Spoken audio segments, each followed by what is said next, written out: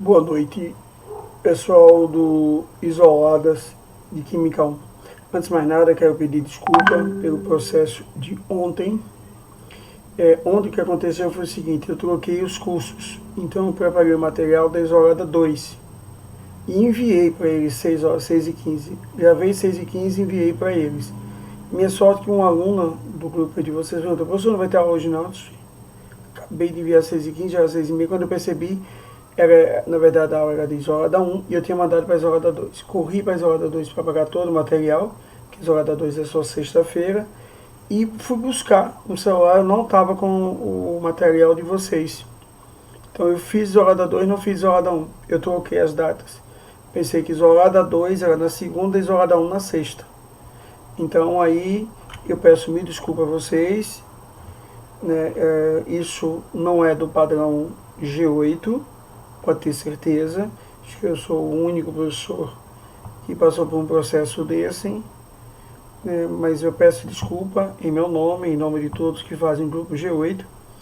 E eu estou gravando essa aula agora, na segunda-feira à noite, e estarei encaminhando a vocês, e vocês já estão assistindo essa aula agora, pela manhã, vai ter a manhã toda disponível para vocês, tá certo? Amanhã terça-feira, à tarde, estarei também disponível para tirar dúvidas dessa aula, ok? Ou à noite. No horário que vocês tiverem dúvida, eu estarei disponível, porque o erro foi todo meu. Já estava disponível antes e hoje, e por causa desse processo mais ainda, tudo bem? Então vamos começar o primeiro vídeo da aula que deveria ter sido ontem, né, dos 45 minutos de vídeo sobre a aula de ontem, que vai ser que eu estou gravando agora. Então a gente parou na última aula, foi sobre estudo de ligações químicas, mas só que agora a gente vai entrar na parte de polaridade das ligações. Eu já mandei para vocês uma lista de exercícios com todas as questões de ligações modelo Enem. Então eu não preciso enviar uma outra lista. Aquela lista tem todas as questões de ligações modelo Enem. E aí a gente vai tentar tirar dúvida dessas questões também. Então, na aula da próxima segunda-feira, se eu avancei um pouquinho, eu vou usar a aula toda para trabalhar com vocês algumas questões do Enem, né, de ligações químicas, em que você pode resolver outros assuntos da química, tá certo? Somente a química orgânica. Então eu vou ver isso aí, tá certo? Então vamos lá. A gente vai discutir hoje polaridade das ligações. Primeiro, é de extrema importância saber polaridade das ligações. Há um princípio na química que diz: semelhante dissolve semelhante. Se você reconhece que o composto é polar, ele vai ser dissolvido em um outro composto polar. Se você reconhece que um composto é apolar, ele será dissolvido num composto apolar. Por que água não se mistura com óleo? Porque eles têm polaridades opostas. A água é polar, eu vou mostrar porquê, e o óleo é apolar, também vou mostrar porquê. Por isso que eles não se misturam. É lógico que nós temos várias substâncias na natureza que ela tem as duas estruturas. Ela tem uma parte da cadeia da sua estrutura é polar, uma outra parte é apolar. Então, a gente também vai discutir isso, que é muito comum, principalmente na área da bioquímica e da orgânica. Tudo bem? Então, vamos começar a polaridade primeiro das ligações, depois das moléculas. O que é uma ligação covalente polar? Primeiro, por que a gente não discute polaridade em ligação iônica? Porque não tem como. A ligação iônica já é polar por natureza. Ela é tão polar que didaticamente nós chamamos de iônica. É uma força eletrostática, ou a ruptura das ligações. Então toda vez que a gente falar em polar e apolar, é para ligações covalentes, onde há um compartilhamento de elétron e não uma transferência de elétron. Imagine essa ligação HO. Eu não estou falando de composto, estou falando de ligação. Uma ligação HO. O hidrogênio tem um elétron na sua outra camada, o oxigênio tem 6, e o hidrogênio precisa compartilhar 1. Não tem doador, então eles compartilham. Tudo bem. Mas você percebe que o oxigênio é muito mais eletronegativo do que o hidrogênio. Se o oxigênio é bem mais eletronegativo, a densidade eletrônica fica mais no oxigênio. Você percebe que essa nuvem está mais para o oxigênio e menos para o hidrogênio. Isso cria uma polaridade na ligação. Observe que didaticamente a gente não bota mais e menos, porque mais e menos é para compostos iônicos, como NaCl. mas a gente bota uma letra grega e a carga mais, uma letra grega e a carga menos, ou seja, indicando que isso aqui é carga parcial, não é NOx. A carga parcial do hidrogênio é positiva e a do oxigênio nessa ligação é negativa. Então você tem uma ligação covalente polar. Essa força não vai ser nula, né? A tendência é o oxigênio puxar esse elétron para si. Agora você pega um exemplo de uma ligação covalente apolar. Por exemplo, dois átomos de hidrogênio são iguais. A força que um tem de atrair o elétron, o outro também tem. Então a força resultante aí vai dar nulo, vai ser zero. E a densidade eletrônica era equivalente para os dois, equitativa. Portanto, você não tem uma região mais densa do que a outra. As duas regiões têm a mesma densidade eletrônica, numa ligação covalente apolar. Eu não estou falando de molécula, eu estou falando de ligação. Depois a gente vai para a molécula. Então, visto isso, ligação só pode ter dois tipos, ou polar ou apolar. E é fácil de reconhecer a ligação. Se envolve dois átomos iguais, a ligação sempre será apolar. Se envolve dois átomos diferentes, a ligação sempre será polar. Eu não quero falar da molécula. A molécula pode ter ligações polares e ser apolar ou inverso. Mas o que eu estou garantindo aos senhores é duas ligações, dois átomos envolvendo uma ligação de compartilhamento. Se os átomos são iguais, a ligação é apolar. Se os átomos são diferentes, a ligação é polar. Tudo bem? Então vamos lá. Essa tabela eu peguei do livro dos Beck Salvador, se não me engano. Essa tabela é interessante porque ele vai mostrar a evolução da polaridade numa estrutura, até chegar a extremamente polar, que a gente chama de iônica. Observe que nas ligações covalentes há um compartilhamento de elétrons.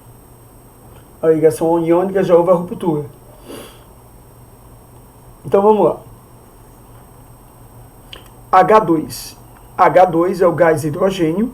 Eu tenho uma ligação covalente simples, uma sigma SS, que a gente já discutiu aqui. Mas a gente percebe que a densidade eletrônica do H2 é equitativa. Então é uma ligação covalente apolar. Um átomo não puxou mais o elétron para si do que o outro. Mas se você tira o hidrogênio e bota o iodo, aí já há uma diferença de polaridade aqui. Por quê? Porque o iodo, sendo da família 7A, ele é mais eletronegativo do que o hidrogênio. Ou seja, já começa a ter uma densidade eletrônica mais nesse lado do que nesse. O hidrogênio fica com carga parcial positiva e o iodo com carga parcial negativa. Se você troca o iodo pelo cloro, aumenta mais ainda a densidade, porque a eletronegatividade do cloro é maior que a do iodo. Repare que se você consultar uma tabela de eletronegatividade, o iodo é 2,5, o cloro já é 3. Então ele já é bem mais eletronegativo. Por que eu não estou trabalhando muito com esse cálculo? Porque raramente vestibular dá para você a informação do valor da eletronegatividade para você fazer o cálculo. Você tem que ser capaz de dizer se é polar ou não só olhando para a molécula. Ok? E aí você percebeu claramente que com o cloro aumentou bastante a densidade eletrônica em torno do cloro. Mas mesmo assim, até aqui, a ligação continua de compartilhamento de elétrons, só que aumentando a densidade no cloro e diminuindo no hidrogênio. Se você tira o hidrogênio e bota o sódio, que é mais positivo do que o hidrogênio, aí já houve uma doação de elétrons. O sódio doou elétron para o cloro. Então há uma ruptura desse processo, não tem mais compartilhamento, a ligação já é iônica. Então ele está mostrando uma evolução, um crescimento da diferença da eletronegatividade das espécies envolvidas. Saiu de uma ligação covalente apolar, passou por uma polar mais acentuada, e essa é tão apolar que já virou iônica.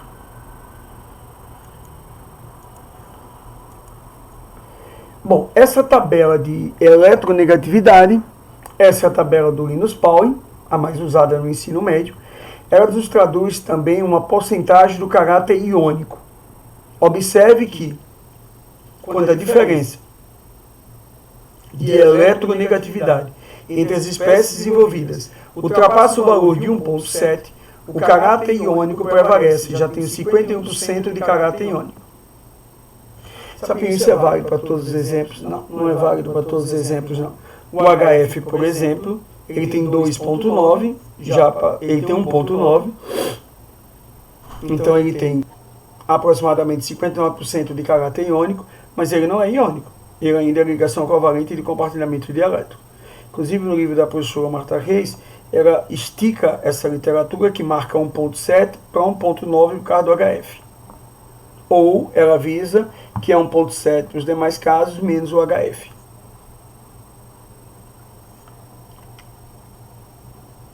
E aí eu mostro uma coisa crescente de eletronegatividade.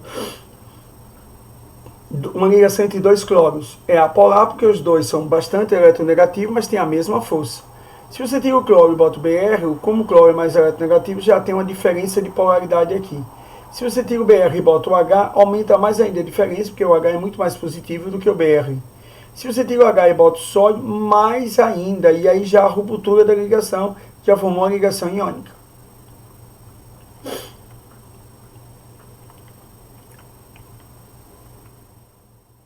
Aí vamos agora discutir a polaridade não mais na ligação, não, nos compostos. A gente tem que ser capaz de olhar para o composto e dizer se ele é polar ou não. E não importa se o composto é orgânico ou inorgânico. Por isso que eu vou passar as regras dos inorgânicos e do orgânico. Então vamos lá. Primeiro, composto do tipo X2. X2 são dois átomos apenas e os dois iguais. Além da polaridade, a gente já vai dar a geometria dele. Então, O2, N2, Br2, I2, H2, Cl2, F2. Todas essas substâncias simples do tipo X2, eu não disse X3, eu disse X2, então o ozônio não está incluído aí. Do tipo X2 será apolar, porque os dois átomos são iguais, a força resultante é zero.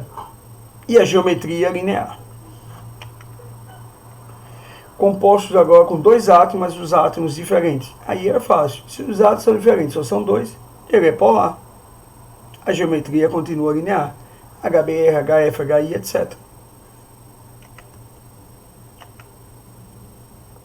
Agora, se é um composto com três átomos, do tipo X2Y, esse Y é o átomo que está em menor quantidade, então é o elemento central. Aí é bem fácil. Aí vamos ter dois critérios. Você vai olhar para esse átomo que eu estou chamando de Y, que está em menor quantidade. Se sobrar pares de elétron livre nele, o composto é polar angular. Se não sobrar, o composto é apolar linear. Você só vai olhar o elemento central, aquele que está em menor quantidade, se sobra ou não pares de elétron livre. Se sobra, é polar. Se não sobra, é apolar. E a geometria segue o mesmo raciocínio. Se ele é polar, ele é angular. Se ele é apolar, ele é linear. Exemplo, CO2. Você não precisa nem abrir a molécula. Elemento central, C. Família 4A, tem 4 elétrons. O2, são dois oxigênios, um de cada lado. Cada oxigênio é da 6A, precisa de 2 elétrons. Então, dos 4 do carbono, um pegou 2, o outro pegou 2. Não sobrou elétron. Não sobrou elétron, apolar. BH2, berília da 2A, e o berílio, tome cuidado, o berílio é um metal, mas que faz ligação covalente, que eu já comentei isso. Então tem 2 elétrons, 2H ligado a ele, não sobrou elétron, apolar. CS2, o S é a mesma posição do oxigênio, então também é apolar. E se sobrar elétron, é polar angular, por exemplo, a água, elemento central, oxigênio, 6A. Cada H pegou 1, perdeu 2, sobraram 4. Sobrou elétron livre, polar. Não sobrou, apolar. Sobrou polar, não sobrou apolar. E não precisa sobrar 4, basta sobrar 2, já é polar. Sobrou pares de elétron, polar. Não sobrou apolar. Ok? H2S é a mesma coisa da água, porque o S da 6A é igual ao oxigênio. SO2, o elemento central é o S. Tem 2 oxigênios, certo? O S é da 6A, tem 6 elétrons. Cada oxigênio pegou 2. Um pegou 2 e o outro pegou 2. Sobraram 2. Angular. Como eles pegaram? Bom, aí eu não estou discutindo isso, mas cada um pegou 2. No ensino médio, um fez uma ligação dupla e o outro chamada adativa. E o elemento central, que é o enxofre, está sobrando 2 pares de elétrons, que dá ele a condição de ser polar. Ok? Eu vou dar uma paradinha nesse vídeo agora, né, o vídeo 1, para depois a gente continuar com o vídeo 2, pessoal. Ok?